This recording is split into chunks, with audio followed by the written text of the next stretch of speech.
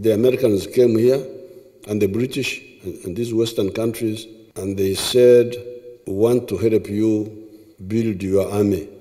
We said, but we have already built the army. That's how we defeated the government. So we don't want to be over-involved with you people. We can have share some experience. That's all. So that's why you find that we don't have foreign bases here, foreign armies here, based in Uganda, because we didn't need them. Now, we have known that for many years, Western nations have always desired to have their military bases installed in Africa. They are moving to every country in Africa and talking to their leaders, trying to convince them into accepting their military bases to be within those countries. And one of the countries that is currently being affected is Kenya. Currently, as we speak, Kenya is being requested to allow the United States to install 2 military bases in the country. And we know that Kenya accepted US's call to go to Haiti and fight. Yet we know that the insecurity in Haiti, United States know more about it than any other country.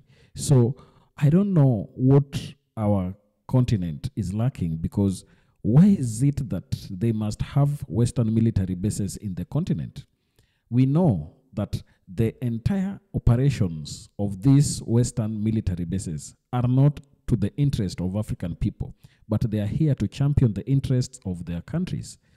One of the African leaders who has always refused to accept such kind of calls is Uganda's president, Yoweri Kaguta Museveni.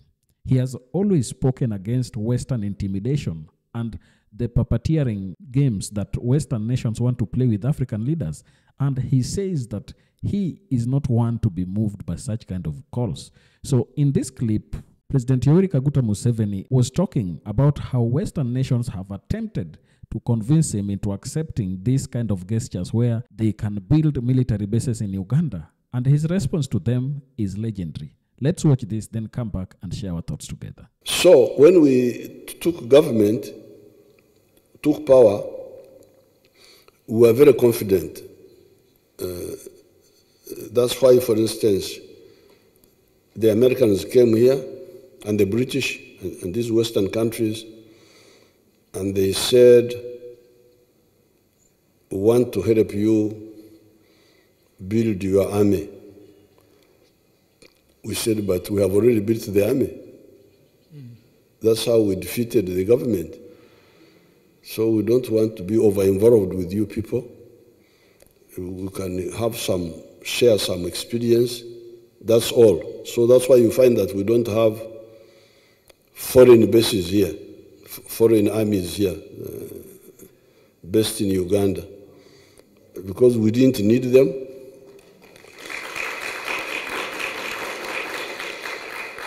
We said, foreign armies, what? We can defend ourselves. We don't need anything from anybody. If we need knowledge, we can come and learn and come back. And then we had, of course,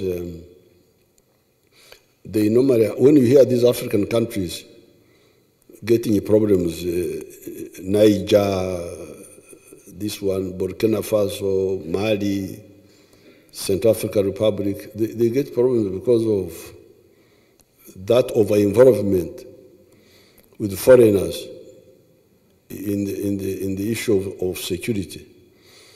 So you can take one example. There's what they call SOFA. SOFA, S-O-F-A, means Status of Forces Agreement. If foreign forces are in Uganda, how should they be handled? So the Americans and the British brought their SOFA to me. Say, when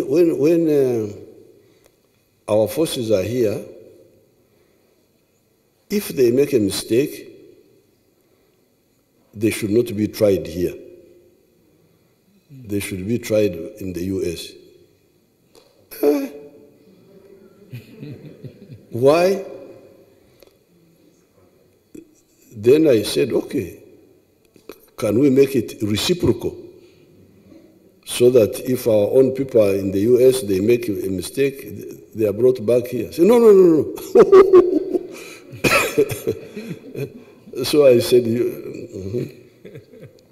Then even at one time, I was trying to compromise with them. I said, okay, I can, if somebody fights in the bar, I don't mind, you can take him and try him in California.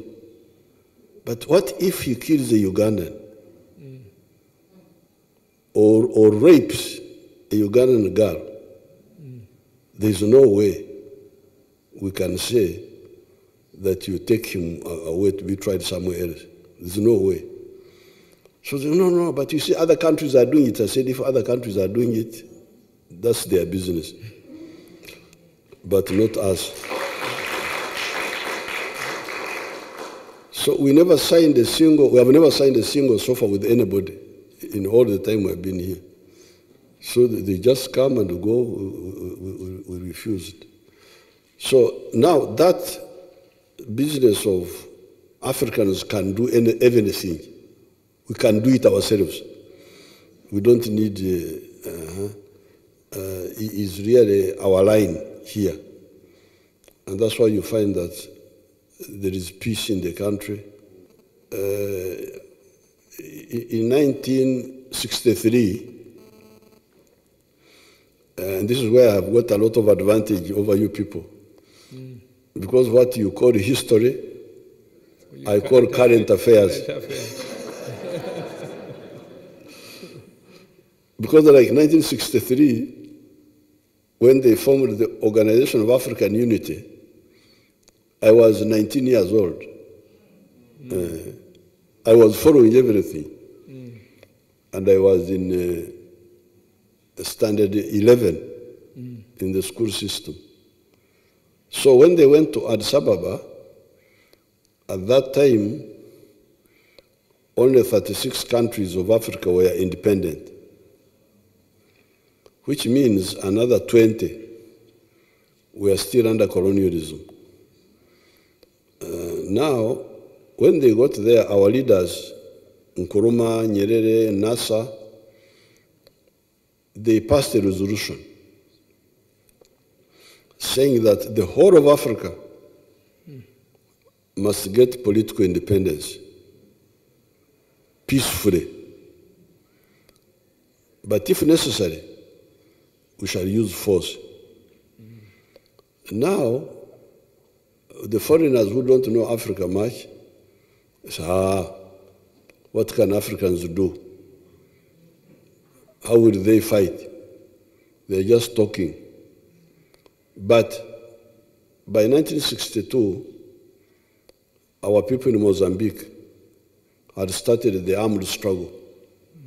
Frelimo, the one of Mozambique, had started they had formed the organization, they had not started fighting. They had formed Frelimo in 1962. They started fighting in 1964. Then Angola, the MPLA. Then Zimbabwe. And by 1974, the African freedom fighters defeated, by military means, the Portuguese empire. Actually, it collapsed. It was brought down by the African freedom fighters, whom they were just dismissing. Then 1980, we defeated Ian Smith. Then 1990, Namibia got independence, and eventually South Africa. This was done by Africa. Africa, supported by the Eastern countries, China and Soviet Union. And some of the Western countries, some of the groups, the social democrats, like the ones of Sweden and so on. So therefore, Africa has got a big potential. And now when our people were provoked to take a stand on the homosexuals, Because we have been polite. We don't talk, we don't. But these people come here and go into the schools, go here, you tell them, please, leave us alone. If you think homosexuality is all right, you go and do it in your country. But here we don't talk.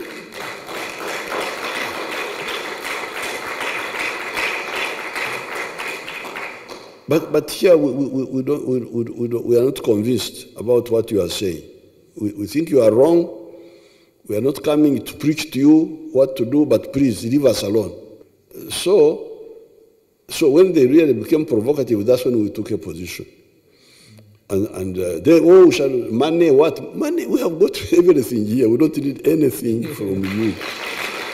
Now, if you listen to President Yoweri Kaguta Museveni, you're able to see the kind of love he has for his people. He is not somebody who is easily bought by ideas of Western nations, and he is less traveled, especially when it comes to foreign travels that most African nations always have. I remember the last time he was in Russia, and his agenda has always been that of ensuring that Africa is united and that Africans get the respect they deserve. Because for him, he says that most of the times African people are being treated like they are second-generation human beings, and this should not be the case. So, while we are at the issue of military bases being built in Africa, what are critics saying about this? This is what I found out. The presence of Western military forces in Africa is often met with criticisms due to its problematic history and the complex implications for African sovereignty, stability, and development. While Western powers frequently frame their military involvement as a necessity for combating terrorism and supporting local governments, these interventions have in many cases exacerbated regional conflicts and contributed to instability. And this is the case of what has happened, especially in the Sahel region. We saw French forces kind of supporting both the government and the terrorists, yet they claimed to have come to that country to help adopt issues that can bring peace. So that is a reason that we cannot stand as Africans. One major critique is that Western military bases can undermine African sovereignty. By establishing permanent or semi-permanent military installations, Western nations wield significant influence over domestic affairs, limiting the autonomy of African governments. This was particularly evident in the Sahel region, where French military presence through Operation Barkhane, aimed at countering Islamist resurgence, has faced backlash. In Mali, resentment towards France's continued military involvement contributed to political tensions and fueled anti-French sentiments, culminating in widespread protests and the eventual call for French troops to withdraw. Critics argue that these intentions are often more about protecting Western interests than genuinely supporting African stability. Western forces have also faced accusations of human rights abuses and civilian casualties during military operations, undermining their claims to protect African citizens. For example, United States strikes in Somalia intended to weaken Al-Shabaab have reportedly led to civilian deaths. Organizations like Amnesty International have documented cases of United States drone strikes killing civilians in Somalia, leading to significant anger and resentment within local communities. These incidences not only devastate families and communities, but also risk driving local towards the very group Western militaries claim to be fighting. Furthermore, the Western military presence can contribute to corruption and the strengthening of authoritarian regimes. Western support often comes with substantial financial and military aid directed to African governments with poor human rights records. In Egypt, the United States has long provided military aid despite crackdown on civil liberties and democratic institutions under the current regime.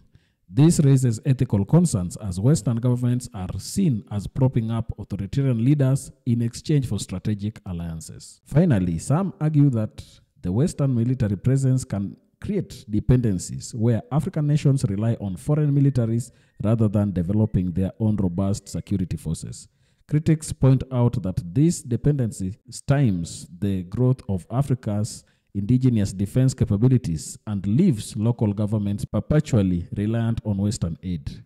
Ultimately, the Western military presence, while positioned as supportive, often leads to unintended consequences that complicate Africa's path towards genuine security, self-sufficiency, and sovereignty. So from the entire thing, you are able to see that these military bases are always not intended for good of African people. Looking at the US Africa Command website, you are able to see that their main intention in this entire debacle is always to have their interests protected in Africa.